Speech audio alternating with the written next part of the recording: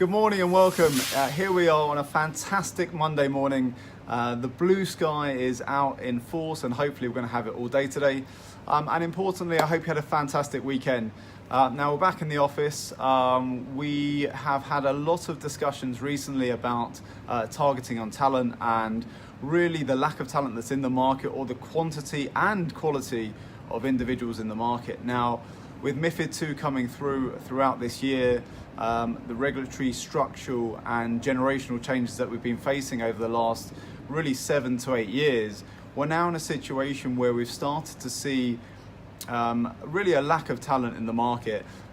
It is possible that you saw a fantastic article by Hayley McDowell from the Trade News, which came out, I believe it was last week. It was something that we were quite heavily involved with, and it's an area of or a topic which we've been talking about in great detail.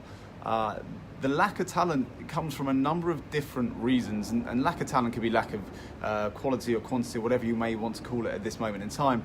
The situation is, with the seniors being moved out of the market, with changes in regulations, with changes in mentality, there is still an appetite for the youth to come into banking and into finance. Yes, IT's taken a stronger force, most recently Google, Apple, Microsoft and the like. And additionally, you've got now fintech. Now fintech literally means anything financial within technology. It could be car payments, it could be cards themselves, it could be literally the transformation of any software to do with financial services. So fintech has definitely taken over to a degree in terms of people's interests. But there is definitely a level where there's a huge opportunity in my mind for anywhere between 0 and 3 years at the moment experience in the market. If you are within this field at the moment, within 0 to 3 years, and you're unsure what to do because of regulations, because of MiFID II, because of a shrinking revenue pot, because of a shrinking market potentially, don't worry too much.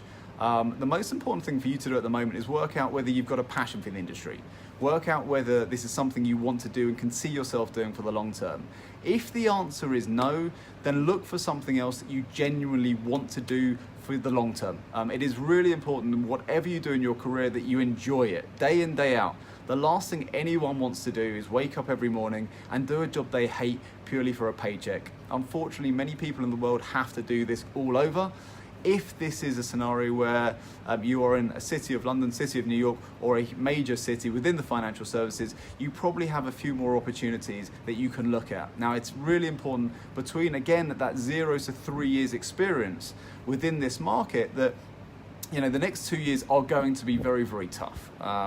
These are the years where you've got to learn, you've probably got to work harder, you've got to do more than you were expected to do, or maybe thinking that you had to do. It is tough work. It is very hard out there. And the reason you will get paid well is because you deliver not only on performance, but you do more. You will work longer hours, you will work harder for your team, your colleagues, and your department. It's genuinely these factors that make a huge difference.